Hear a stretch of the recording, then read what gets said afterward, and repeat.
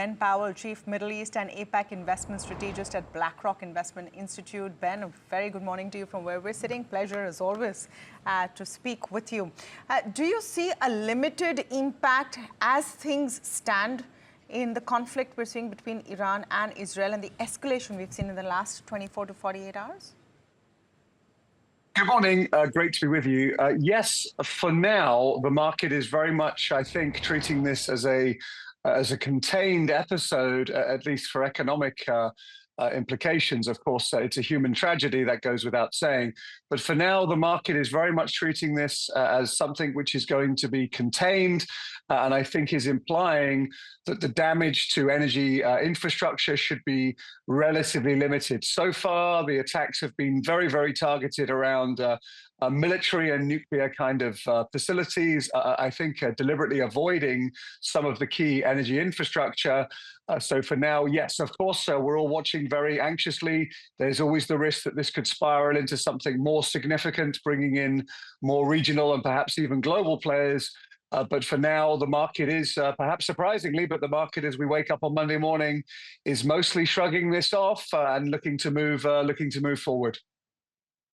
How crucial would the market perception of the US participation in the conflict be? Because a few people believe that if the US were to get involved, then there could be a swift end to this, and that from an investing lens is positive. I mean, leaving geopolitics aside, from an investing lens, that might be considered positive?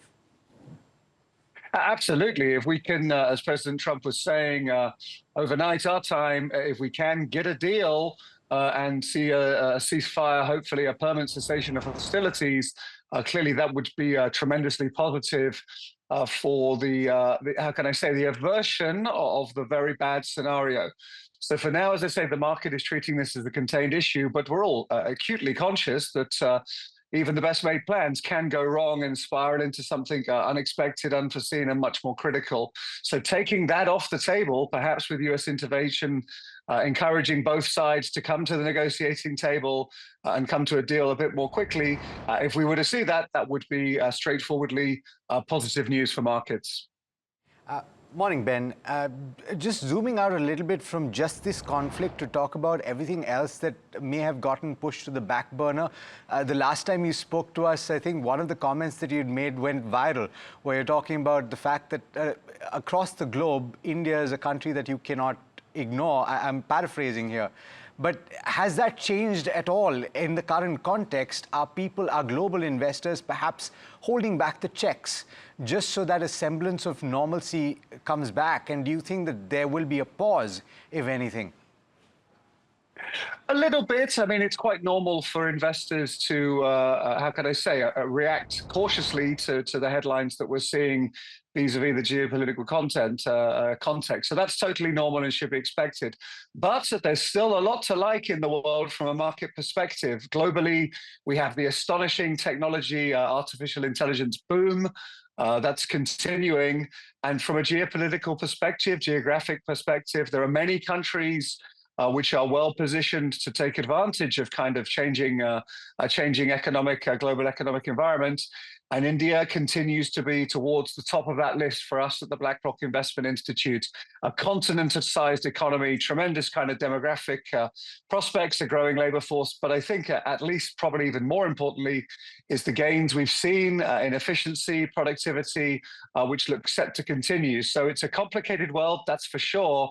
In aggregate, probably we're all a bit more nervous given the context, but there are going to be standout winners. And yes, we at BlackRock Investment Institute continue to have India as a winner overall, even in a turbulent time. Let me drill a little deeper into that concept. So within India, I'm just curious what you see as promising right now, specifically. And I know that you're looking at the artificial intelligence story globally. There's not too much in the way of a play in India specifically, but are there beyond that, are there promising trends that you see? Absolutely. So this is a well-understood story. The astonishing kind of technological efficiency gains we've seen in India, playing out over the last 10 years and more, I think is an ongoing bull story where we have this potential for more and more efficiency, more and more people coming into the formal banking system, perhaps even into capital markets over time. So this kind of trend, I think we can say it's well established and well understood. But I do think in a more turbulent world where even assets like the US Treasury maybe aren't completely safe, I think global investors are being compelled to look further afield, be that by asset class or be that by geography. And again, I think when we're looking through the emerging market kind of context, India for us stands out as a pleasing combination, clearly a continent-sized economy that can, to a large extent, look after itself, even in a very uncertain global trading world. And we've got the ongoing double tailwind of a growing labor force and a more efficient and productive labor force. So for me, where I'm focused is on the domestic demand story, the kind of self-help, if you like, as India becomes an ever more prosperous, successful, efficient economy. Lots to like. You know, just a point, Ben, on what could be a fly in the ointment is the July 9th deadline of trade tariffs. Do you think that all markets, including the Indian market and global equity markets, analysts have sort of been underestimating the impact of this, or that we've shrugged it off too early? Yeah, it's been very interesting, actually, to your point, to see how resilient the market has been since Liberation Day. So we had the shock of Liberation Day, markets down a bit, and then we've just seen this really amazing kind of global rally. So trade tensions are going to continue to be a feature. This is not going to be a short-term kind of situation where we get through July 9th and then we're kind of in the clear. I think the US administration's style, very differently from predecessors, is to have quite an active trade policy, even a very active trade policy on a bilateral basis. So with 200 countries, in the world, it's going to be kind of relentless trade negotiations, trade tariffs, trade tensions, kind of persistently. But for India, we're all watching at what's going to happen in the G7 over the next day or two to see if there can be kind of positive signals coming out from that. US naturally will want to be seen to be playing tough. But again, sorry to belabor the point, but again, it does feel like India is an economy and country that both of the strategic rivals, China and the US, will want to be on good terms with, given the economic, geopolitical heft that India represents. So let's see how the G7 goes. It's going to be complicated. There will be some, I'm sure, kind of disconcerting noises, but we feel somewhat reassured that India is in a relatively good spot just because of the very huge structural significance that India presents to the US and also to China as well. Ben, just one follow-up, and that is the markets are probably used to geopolitics, but we've kind of forgotten about the rare earth issue, maybe because of the US-China talks, also about the tariff pause, which ends after the 90-day period, so on and so forth. Does that have the potential to disrupt the equilibrium, if you will, in equity markets worldwide? Or do you reckon that could kind of play spoil sport?